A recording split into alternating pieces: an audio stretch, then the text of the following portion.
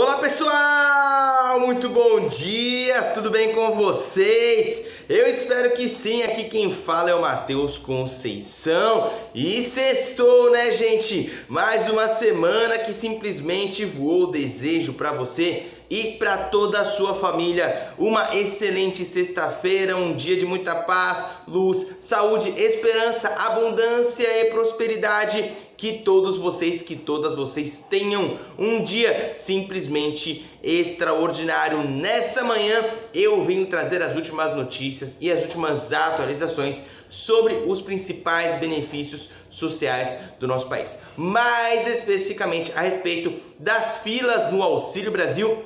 Uma notícia importante eu venho trazer para vocês a respeito desse assunto, sobre a possibilidade do Auxílio Brasil subir para R$600. Vamos falar um pouquinho sobre INSS, uma mudança importantíssima que você precisa saber e compartilhar com seu pai, com a sua mãe, com seu avô, com a sua avó, com seu cunhado, com seu tio, com a sua tia, com todo mundo que você conhece aí, que vai afetar assim 36 milhões de pessoas. Então vai afetar praticamente todos que recebem benefício do INSS. Então fiquem comigo até o final, deixa o like aí para fortalecer o trabalho e ajudar na manutenção do nosso canal. Se inscreva aqui embaixo se você ainda não é inscrito ou se você ainda não é inscrita, e também não esqueça de registrar os seus comentários, que é de extrema e suma importância. E sem mais enrolação, bora lá para as informações. Olha só gente, o Ministério da Cidadania tem ventilado, representado ali pelo ministro João Roma, que o governo zerou a fila do Auxílio Brasil. Mas eu tenho frisado, tenho confirmado, ratificado várias vezes que essa fila ainda não foi zerada e que essa fila nunca terá fim, porque mês a mês pessoas passarão a ter direito ao Auxílio Brasil. Fora as pessoas que já estão preenchendo os requisitos, que estão aptas para receber o benefício e que não entraram ainda, infelizmente. É sobre isso que nós iremos falar agora. Matéria na tela aí, olha só. Sem garantia, 526 mil famílias na miséria tentam receber o Auxílio Brasil. Assista aí, viu? João Roma, Bolsonaro, tá? Não sei se vocês tiveram acesso a essa matéria, mas assista aí para vocês verem como é que tá a situação. Há 526 mil famílias brasileiras em extrema pobreza que entraram no cadastro federal à espera de entrada no programa Auxílio Brasil, mas sem garantia de sucesso. Os novos cadastros começaram a ser recebidos em novembro de 2021, quando o substituto do Bolsa Família foi colocado de fato em prática. Entre novembro e dezembro, o governo recebeu a inscrição de cerca de 1,1 milhão de famílias no cadastro único. Então teve mais de 1 milhão de cadastros realizados aí no CRAS, além de mais de meio milhão em situação de extrema pobreza e outras 165 mil em situação de pobreza, ambas elegíveis para o Auxílio Brasil. Como o governo não divulga um balanço mensal de quantas famílias saíram do programa e quantas entraram, não é possível saber exatamente o número daquelas já cadastradas, mas ainda à espera do benefício. Em janeiro, por exemplo, o programa alcançou 17,5 milhões de famílias. Tanto o ingresso e quanto a permanência do programa dependem dos dados do Cadastro Único. O Ministério da Cidadania informou ao UOL que a inclusão no novo programa depende de algumas condições e não ocorrerá de forma automática e depende de disponibilidade orçamentária. Aí que está o problema. Quando depende de dinheiro do governo federal, aí começa a complicar, né, gente? Você está nessa situação? Você está nessa situação em que você está numa situação de miséria, de extrema pobreza e não está tendo acesso ao Auxílio Brasil porque o João Roma disse que zerou a fila, Na teoria, famílias extremamente pobres têm prioridade para a inclusão no programa e deveriam ser incluídas imediatamente. Já as famílias pobres têm direito se tiverem gestantes, nutrizes ou pessoas com até 21 anos que concluíram a educação básica e que estejam matriculadas. O cadastro único é coordenado pelas prefeituras que lançam os dados das famílias para subsidiar o Ministério da Cidadania. Quem executa o pagamento? A Caixa Econômica Federal. Novas famílias sem certeza de entrada. Com a inclusão de 3 milhões de famílias no programa em janeiro, o governo anunciou que teria zerado a fila de espera. Entretanto, como o governo usou dados de referência dos meses anteriores ao Auxílio Brasil, as famílias que conseguiram recentemente entrar no cadastro não têm previsão de quando vão receber o benefício. Durante o Bolsa Família, antes da pandemia, a fila de espera para ingressar no programa chegou a durar 10 meses. Quando o Bolsonaro sancionou a lei do Auxílio Brasil, ele vetou o trecho que previa a entrada automática de famílias que preenchessem os critérios de inclusão. Ou seja, ele vetou a proibição de filas. Então, se ele veta a proibição de filas, ele proíbe o ingresso de pessoas automaticamente no programa. Ou seja, ainda que a pessoa preencha o requisito, ela não vai entrar. Isso se deu porque a vinculação de atendimento de todos os elegíveis de forma automática altera a natureza da despesa do programa de transferência de renda do governo federal e acarreta, consequentemente, a ampliação das despesas sem a devida previsão orçamentária, afirmou a nota do governo justificando o veto. É brincadeira, né, gente? Tem previsão para tudo, mas não tem previsão para o ingresso de novas pessoas? Essa é a desculpa do governo. Diz que não pode pagar o benefício sem ter previsão orçamentária e por isso o Bolsonaro vetou. Agora, a nossa luta, gente, é para derrubar esse veto do presidente Jair Bolsonaro no Congresso Nacional, que já retomou com seus trabalhos. Olha só, em novembro o Cadastro Único atingiu um recorde no saldo de novas inscrições, somando mais de 700 mil famílias.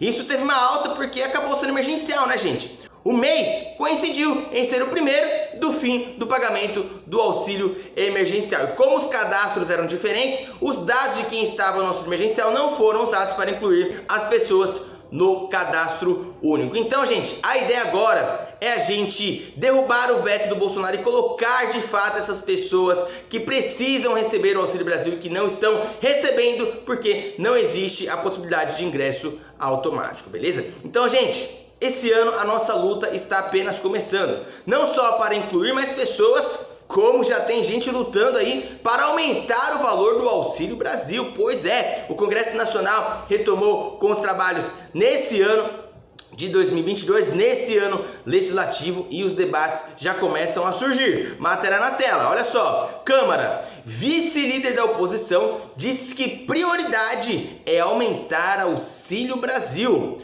Programa social virou ponto de embate entre Bolsonaro e Lula. Deputados federais e senadores se reúnem em sessão no Congresso Nacional para começar o ano legislativo.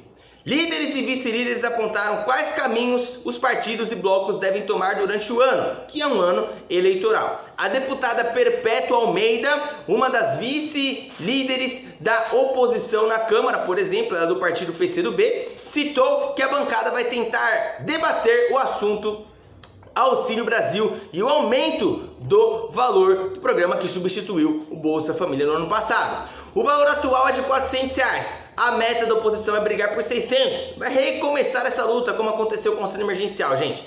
A medida dos oposicionistas ao governo do Jair Bolsonaro, que ocorre em ano eleitoral, ocorre após fala do pré-candidato a presidente Luiz Inácio Lula da Silva, que fez críticas a Bolsonaro e prometeu voltar o programa criado há quase 20 anos. Temos um governo que não aponta saídas para o desemprego, que segue em patamares altos, mais de 14 milhões de brasileiros desempregados, e a pobreza aumenta, com 28 milhões passando fome. A inflação, os juros altos, a carestia que não para de subir, junto com a energia e a gasolina, tem atormentado a vida dos brasileiros que estão cada vez mais endividados, disse a parlamentar à TV Câmara. Então, esse ano promete. A luta é para colocar mais pessoas, a luta é para aumentar o Auxílio Brasil, e se o Lula entrar, a luta é voltar para o Bolsa Família. Mas eu já trouxe a minha opinião para vocês com relação a isso. Não sou a favor do retorno do Bolsa Família. É um benefício com uma estrutura muito arcaica, a pessoa não pode trabalhar, que já perde o benefício, a fila é enorme, um problema danado. Então, não sou a favor da volta do Bolsa Família. Agora, elevar o valor, obviamente, seria uma boa, né? E zerar a fila seria melhor ainda. Tem que zerar a fila. As pessoas que preencheram os requisitos têm que entrar no programa. Quase 500 mil famílias precisam entrar e não entraram ainda. E agora? Tem fila. Tem fila para o auxílio gás. onde as pessoas só vão entrar aí até setembro de 2023, então nem todo mundo vai entrar nesse início, só depois. Então tem gente na fila aí para receber os programas sociais do governo federal e eu vou acompanhar tudo isso de pertinho com vocês e para vocês também. Agora, falando sobre INSS, para encerrarmos esse vídeo, governo divulga fim da prova de vida presencial. Fim da prova de vida presencial e você precisa assistir esse comunicado do presidente do INSS com relação a esse assunto. Assista aí, olha só. Então, alguns pontos importantes. Então, como eu falei, a partir de agora, a obrigação de fazer a prova de vida é nossa, do INSS. Como faremos? Com todas as bases de dados de todos os órgãos de governo. Se o cidadão renovou um passaporte, se o cidadão tirou uma carteira de identidade ou renovou uma carteira de identidade, se o cidadão votou e de 2 em 2 anos ele vota, se o cidadão fez uma transferência de imóvel, se o cidadão fez uma transferência de veículo, se o cidadão fez uma operação, inclusive na iniciativa privada, nós vamos aceitar isso como prova de vida. Nós faremos a busca dessas bases, tanto dos governos federais, estaduais e municipais, e também de entidades privadas. Se caso nós não encontrarmos um movimento do cidadão em nenhuma dessas bases, mesmo assim o cidadão não vai precisar sair de casa para fazer a prova de vida. O INSS proverá meios com parcerias que fará para que o servidor, para que o correio, para que essa entidade parceira vá à residência e faça a captura biométrica na porta do segurado, para que o segurado não saia mais de sua residência. Um dos grandes problemas que nós temos nas nossas cidades é a mobilidade urbana. Inclusive a isso nós vamos colaborar com a mobilidade urbana, evitando que o cidadão saia de casa. Como eu falei, 36 milhões de brasileiros se deslocam para fazer a prova de vida anualmente. Desses 36 milhões, mais ou menos 5 milhões têm acima de 80 anos. Um absurdo.